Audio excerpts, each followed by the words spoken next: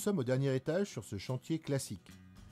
Construction d'un immeuble de logement de 6 étages, ossature béton et isolation thermique par l'intérieur. Toiture zinc sur charpente bois et isolation des combles par de la laine minérale. Si le dernier étage est concerné par la perméabilité au niveau du plancher haut, toutes les parois verticales des autres niveaux sont également concernées. La pieuvre qui a été installée, identique à celle-ci, présente une caractéristique particulière par rapport à une pieuvre classique. L'étanchéité à l'air a été assurée par la réalisation de trous spécifiques au diamètre de la gaine. On pourrait aussi utiliser une boîte de dérivation munie de passages souples, percés au moment de l'insertion de la gaine lors de la préfabrication. Au moment de la pose, il faut veiller à ce que les gaines restent en place.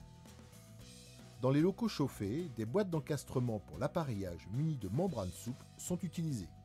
Dans les locaux non chauffés, pour bloquer le passage d'air froid dans les gaines, on utilise soit des obturateurs souples de type capuchon, soit des obturateurs souples de type bouchon.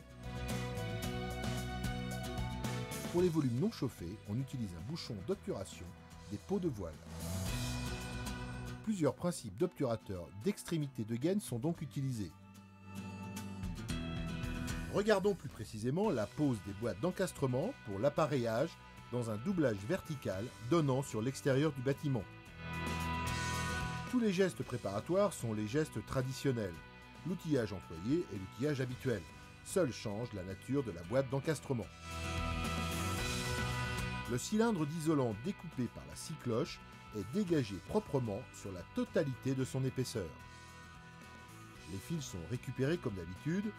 L'isolant, entre pots pour les appareillages doublés, est également dégagé. Un isolant est alors rapporté. Cette intervention, non liée directement à la perméabilité à l'air, permet de minimiser l'impact de la suppression d'isolant et d'éviter un phénomène de condensation derrière l'appareillage. La mise en place de la boîte impose que celle-ci soit préalablement percée sur une ou plusieurs membranes selon le nombre de faisceaux de fil à insérer. Cette opération, pour préserver au maximum l'étanchéité, est réalisée par un outil rond, ici un simple pointeau. L'usage du couteau ou du cutter est proscrit. On remarque que la gaine n'est pas introduite dans l'opercule, mais reste au ras de celui-ci, après la mise en place de la boîte. En effet, aucun système ne permet de garantir le maintien de la gaine dans l'opercule. Au contraire, la plupart du temps, la mise en place de la boîte dans le trou scie cloche entraîne, à cause de la force exercée par l'ensemble gaine et fil, la détérioration complète de la membrane, réduisant à néant son intérêt. La suite des opérations est tout à fait classique. Les boîtes sont fixées définitivement par vissage. La filerie est logée dans les boîtes, ne dépassant pas le nu de la paroi finie, ne gênant pas ainsi les autres corps d'état. Examinons maintenant le cas de la boîte d'encastrement en plafond, autrement dit le pot DCL. Tous les gestes préparatoires sont les gestes traditionnels. Seul change la nature de la boîte d'encastrement. Dans ce cas, l'isolant n'est pas encore mis en place au-dessus du plafond et la filerie est récupérée simplement.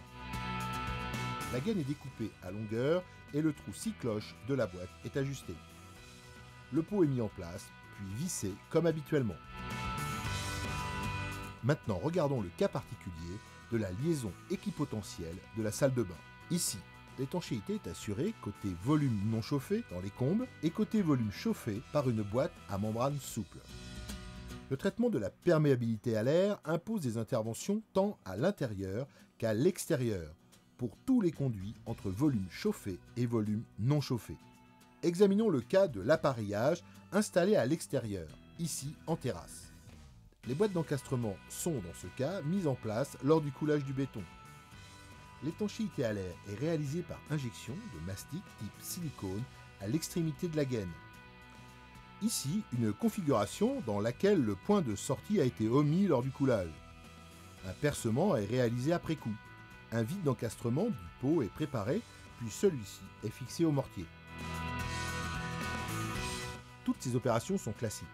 L'étanchéité à l'air est réalisée par injection de mastic type silicone à l'extrémité de la gaine.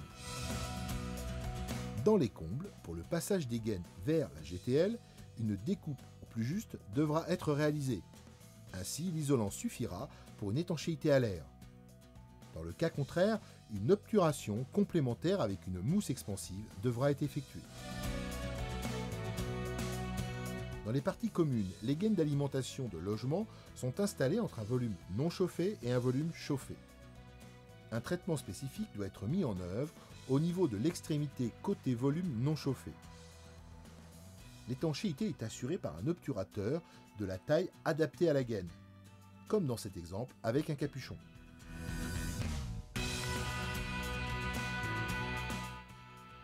Les modes d'obturation d'une gaine sont soit le bouchon, soit le capuchon.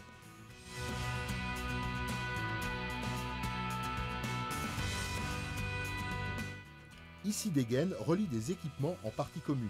Hall, escalier à des équipements également en partie commune. Il s'agit donc de liaison entre deux volumes non chauffés. Aucun traitement lié à l'étanchéité à l'air n'est à prévoir.